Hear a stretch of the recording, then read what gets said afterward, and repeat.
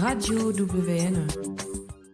Alors, bonjour, nous sommes le vendredi le 17 avril 2026 et nous sommes à Clairsapin dans les Vosges et nous sommes, en fait, je suis Fatma Jrad, j'ai avec moi Julia Albert, Julia Palandrani et Elif Tunsel, 4 filles qui font partie du volontariat européen et du service civique et on est dans le rassemblement qui est préparé par la Ligue de l'enseignement.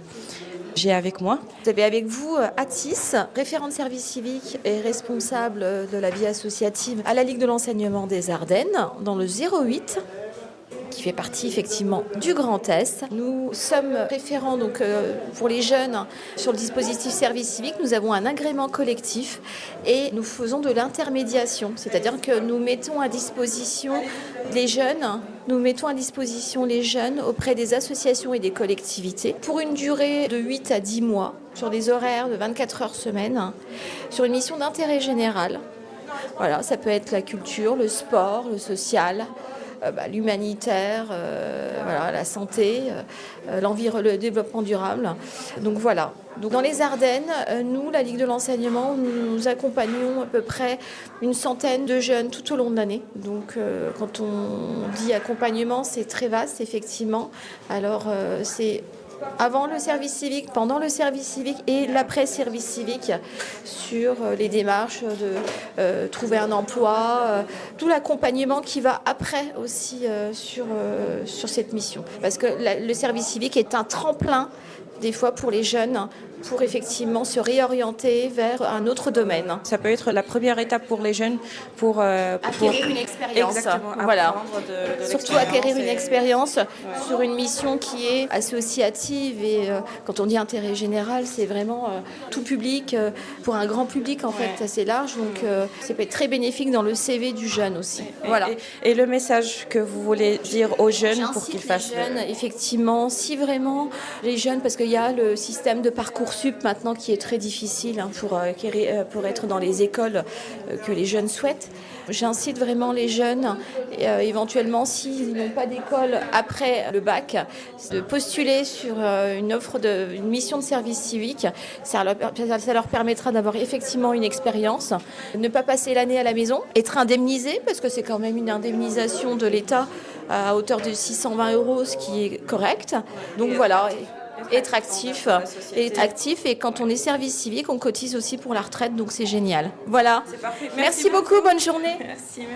Est-ce que vous pouvez vous présenter? Qui êtes-vous? Alors, je suis Catherine Solofriso et je suis l'animatrice régionale de la Ligue de l'enseignement Grand Est.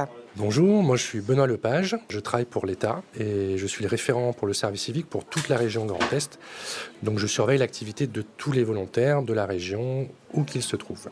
Voilà. Pour ceux qui ne connaissent pas, par exemple moi, je ne connais pas service civique. Ça veut dire quoi en France? Alors le service civique, c'est un programme d'engagement qui est né en 2010 et qui permet à tous les jeunes qui ont entre 16 et 25 ans ou jusqu'à 30 ans s'ils sont en situation de handicap, de réaliser une mission d'intérêt général.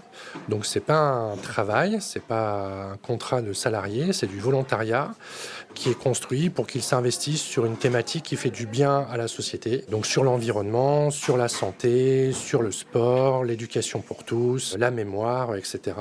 En échange de quoi ils ont une indemnité pour réaliser leur mission sur une période entre 8 et 10 mois en moyenne. En complément, c'est un programme qui est ouvert à tous les Européens et les jeunes de pays partenaires. Donc ça laisse l'opportunité à beaucoup de jeunes de France et d'ailleurs de venir chez nous faire une expérience de citoyenneté. C'est le 3e rassemblement cette année-là. C'est quoi l'objectif de rassemblement et qu'est-ce qui se passe là?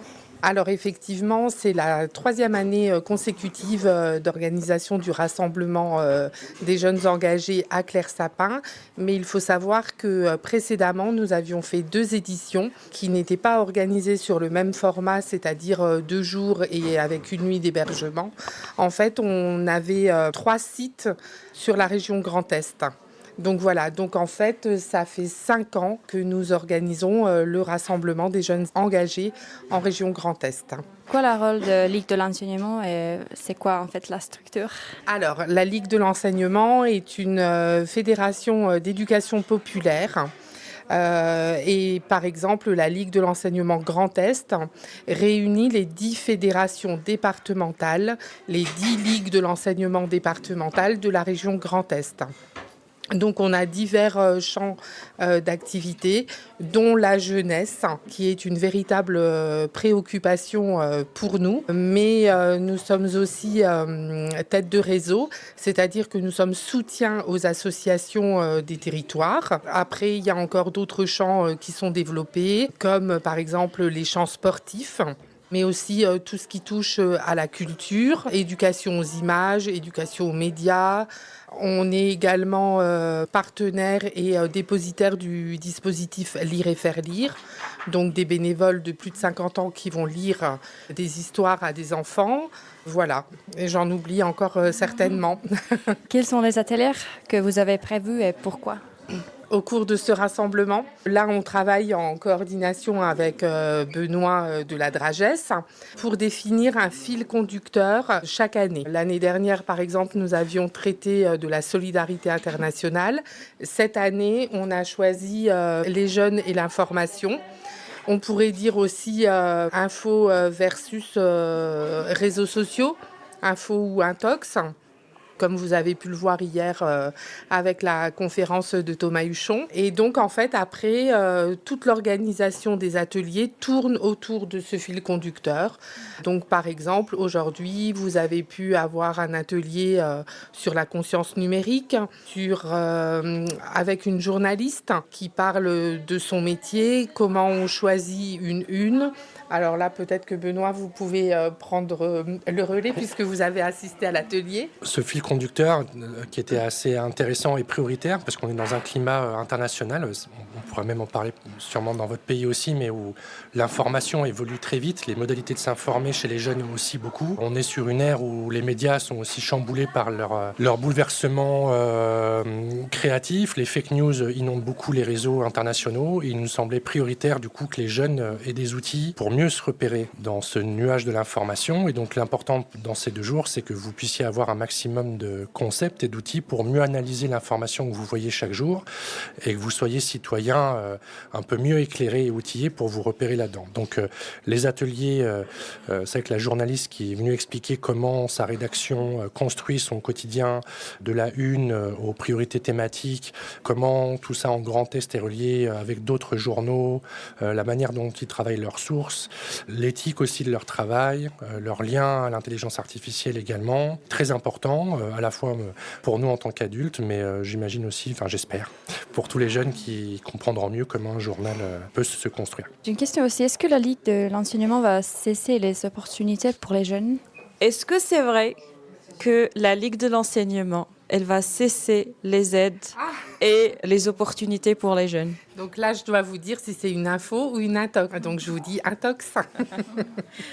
Donc c'est bon, il y aura pas de, il y aura quand même, ça va continuer. Pour la poursuite du service civique, Exactement. par exemple, oui, on est assuré par l'Agence nationale du service civique de pouvoir poursuivre à part égale par rapport à l'année dernière le nombre de missions de service civique, de volontariat. Ouais, et parce que en 2026. Exactement. Je me rappelle que début du mois, il y avait quand même incertitudes. Exactement, on a voté de ne plus donner de ne plus avoir des volontaires en service civique. Je me rappelle si.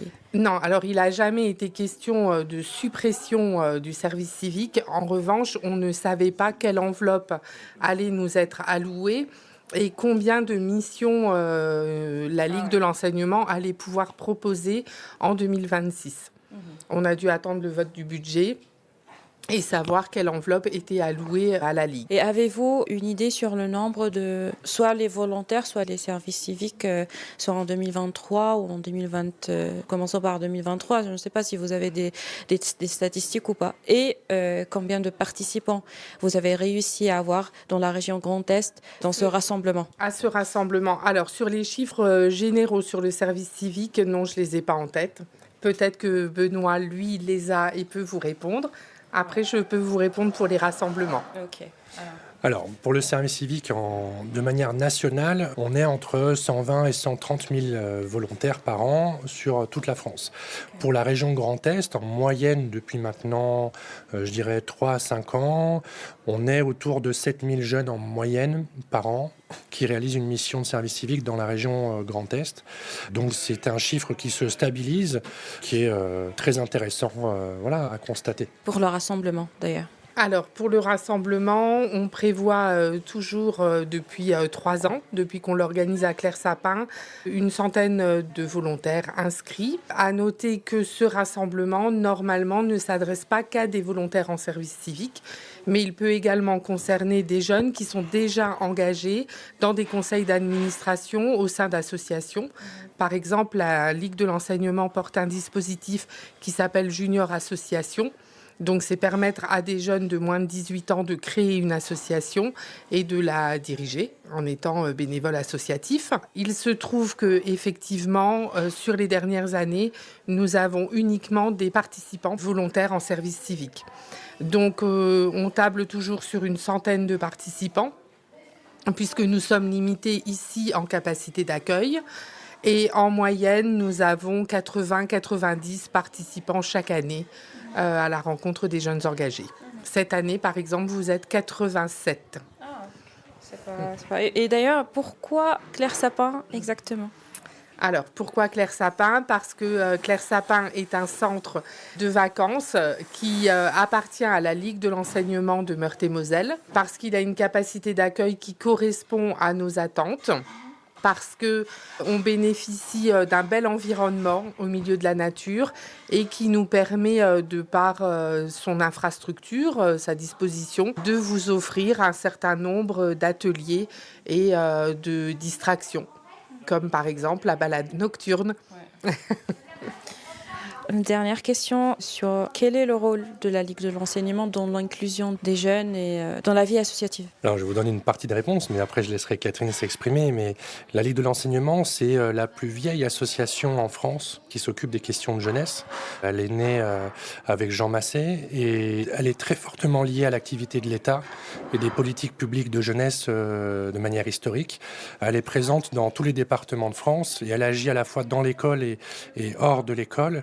Pour nous, à l'État, c'est un partenaire solide dans tout ce qu'on peut déployer, dans tous les outils qui sont à disposition de la Ligue de l'enseignement, autour des plus jeunes jusqu'aux plus âgés. Elle a un rôle fondamental pour nous dans tout ce qu'elle peut déployer autour de la lecture, de l'inclusion des jeunes, de tous les programmes qui sont aussi faits pour que ce soit des gens du voyage, sont dans certains départements, autour des publics migrants.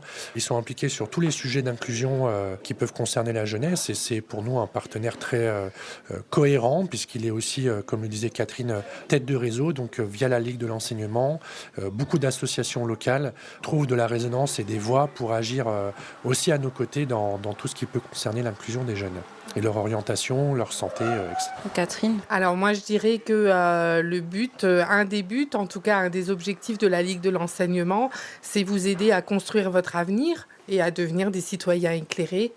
Donc en vous donnant plein de clés dès le plus jeune âge, si je reprends l'exemple de Lire et faire lire, en offrant une diversité de lectures, c'est offrir aussi une diversité sur le monde. Donc voilà, là déjà. Ensuite, un certain nombre de dispositifs comme Tous égaux, tous différents, par des interventions en collège, en lycée, vous aider à construire votre avenir par les missions de service civique, mais aussi quand on aide des jeunes à créer une association, eh bien c'est les responsabiliser, leur faire comprendre ce qu'est l'engagement associatif et tout ça est très important pour nous, Ligue de l'enseignement. Juste, c'est la dernière. Quel message souhaiterez-vous adresser aux jeunes qui pensent à leur futur, faire un service civique peut-être ? Osez, aller à la rencontre du monde. Ne vous mettez pas de barrières. L'avenir est à vous. Poussez les murs, franchissez les frontières, découvrez, exprimez-vous. Moi, depuis que je vis ces rassemblements avec vous, je suis épatée par votre jeunesse, par votre créativité, par votre positionnement dans le monde, dans la société. Vous êtes un souffle d'air frais pour nous. Vous nous aidez aussi, nous, à nous remettre en question et à avancer avec vous. Osez. Une grande responsabilité que de s'exprimer là-dessus. Je dirais que les jeunesses traversent des choses peut-être très particulières dans l'ère d'aujourd'hui. On a beaucoup de conflits à l'international, on a des grandes questions environnementales, des grands chiffres de société qui s'amorcent partout. Donc vous êtes, je pense, toutes les jeunesses sont à la croisée de ces grandes questions de société. Mais je crois que le plus important, c'est de se rencontrer parce que toutes ces choses qui paraissent complexes, des fois, apparaissent plus simples et plus humaines quand on se rencontre et qu'on se parle. Et je suis persuadé que, comme le dit Catherine, en se rencontrant, en traversant les frontières, en osant aller à la rencontre, ça construira quelque chose de meilleur. Donc, ayez moins peur que de ce que vous voyez sur vos écrans. Les humains se ressemblent plus qu'on ne souhaite nous faire croire. Voilà. Super. Concrètement, quels sont les délais d'inscription pour dénicher un contrat de service civique et comment vous contacter ? Le plus souvent, le service civique il se fait sur une période scolaire en France. Donc, il y a beaucoup de jeunes qui recherchent un contrat entre septembre et le mois de juin. Donc, il y a beaucoup d'associations ou de partenaires qui accueillent des volontaires qui vont commencer à poster des offres de mission maintenant, c'est-à-dire à partir de mai-juin, pour rechercher des volontaires en septembre-octobre. Donc, ça va être la période où vous allez avoir pas mal d'offres de mission qui vont apparaître en ligne sur le site du servicecivique.gouv.fr et où j'invite du coup les jeunes à partir là du mois de mai-juin commencer à regarder attentivement ce qui peut être proposé sur tous les départements. Je vous invite aussi à utiliser s'il vous plaît les filtres thématiques, allez chercher des missions qui vous parlent sur des choses qui vous semblent importantes. Ne vous arrêtez pas des fois aux premières pages. Allez chercher des fois des petites associations qui proposent des missions extraordinaires et qui n'ont pas beaucoup de visibilité. Ça marche un peu comme sur le Bon Coin, sur le site. Alors il faut des fois aller chercher un peu derrière les bonnes occasions. Mais c'est vrai que ça va être au moment là du printemps, début d'été, de regarder les missions pour septembre. Merci beaucoup. Radio WN.